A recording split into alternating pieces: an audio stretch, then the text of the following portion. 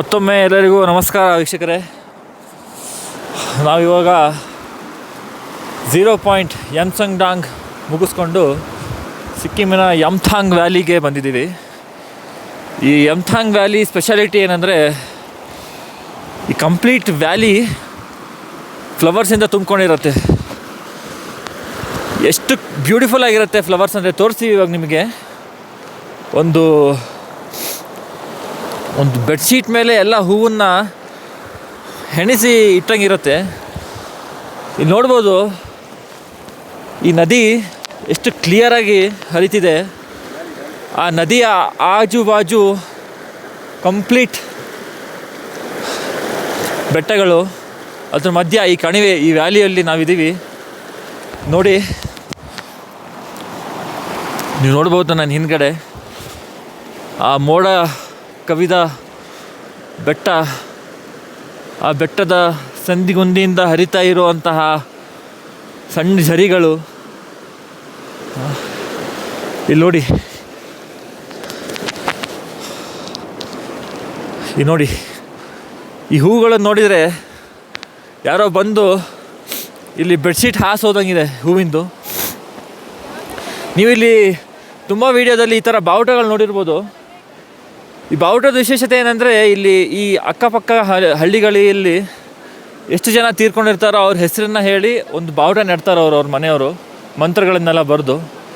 ಆ ಗಾಳಿಗೆ ಅದೆಷ್ಟು ಹಾರಾಡುತ್ತೆ, ಅದು ಅವ್ರ ಆತ್ಮ ಅಷ್ಟು ಫ್ರೀಯಾಗಿ ಇರುತ್ತೆ ಅಂಥೇಳಿ ಅವರ ನಂಬಿಕೆ. ನೀವು ಬನ್ನಿ, ಇಲ್ಲಿ ತೋರಿಸ್ತೀವಿ ನಿಮಗೆ ವ್ಯಾಲಿ ಆಫ್ ಫ್ಲವರ್ಸ್.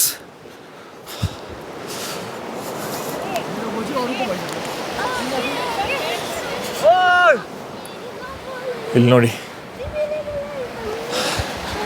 ಎಷ್ಟು ಸಖತ್ತಾಗಿ ಕಂಪ್ಲೀಟ್ ಫ್ಲವರ್ಸ್.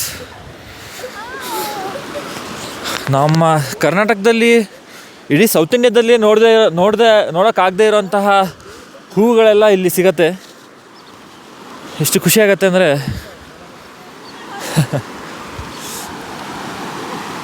ಯಮ್ಥಾಂಗ್ ವ್ಯಾಲಿ.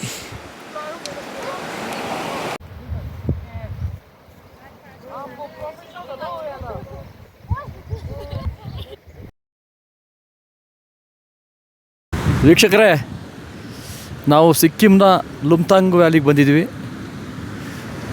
ಮನಮೋಹಕ ಒಂದು ವಾತಾವರಣ, ಥಂಡಿ ಇದೆ, ತುಂಬ ಚಳಿನಲ್ಲಿ ನಡುಗ್ತಾ ಇದ್ದೀವಿ. ನಾವು ಕರ್ನಾಟಕದ ಶಿವಮೊಗ್ಗ ಜಿಲ್ಲೆಯ ಸಾಗರ ತಾಲೂಕಿನವರು. ಎಷ್ಟು ಚೆನ್ನಾಗಿದೆ ಅಂದರೆ, ಜೀವನದಲ್ಲಿ ಒಮ್ಮೆ ಆದರೂ ಈ ಭಾಗದಲ್ಲಿ ಬರಬೇಕು, ನೋಡಬೇಕು ಅಂತ ಎಲ್ಲರ ಮನಸ್ಸಲ್ಲಿರುತ್ತೆ. ಹಾಗೆಯೇ ನಾವು ಕೂಡ, ನಮ್ಮ ಮಗ ಚಂದನ್ನರವರು ಈ ಒಂದು ಸಿಕ್ಕಿಂನ ಒಂದು ಏರಿಯಾ ಕರ್ಕೊಬಂದಿದ್ದಾರೆ. ತುಂಬ ಚೆನ್ನಾಗಿದೆ ಇದು. ನಾವು 2ನೇ ದಿನ ನಾವು ಈಗ ಟೂರ್ ಮಾಡ್ತಾಯಿದ್ದೀವಿ. ಇಲ್ಲಿ ನಾವು ವೆಹಿಕಲಲ್ಲಿ ಬರಬೇಕಾದ್ರೆ ಆ ಮೇಲ್ಗಡೆಯಿಂದ, ಗುಡ್ಡದಿಂದ ಅನೇಕ ರೀತಿಯ ಕಲ್ಲುಗಳು, ದೊಡ್ಡ ದೊಡ್ಡ ಬಂಡೆಗಳೆಲ್ಲ ರೋಡಿಗೆ ಬಂದು ಬಿದ್ದಿದ್ದಾವೆ. ಅಪಾಯಕಾರಿ ಪ್ರಯಾಣವೂ ಕೂಡ ಹೌದು. ಆದರೂ ಈ ಥರ ಒಂದು ಸೀನರಿ ಜಗತ್ತಿನ, ನಾವು 2 ವರ್ಷದ ಹಿಂದೆ ಕಾಶ್ಮೀರಕ್ಕೂ ಕೂಡ ಹೋಗಿದ್ವಿ.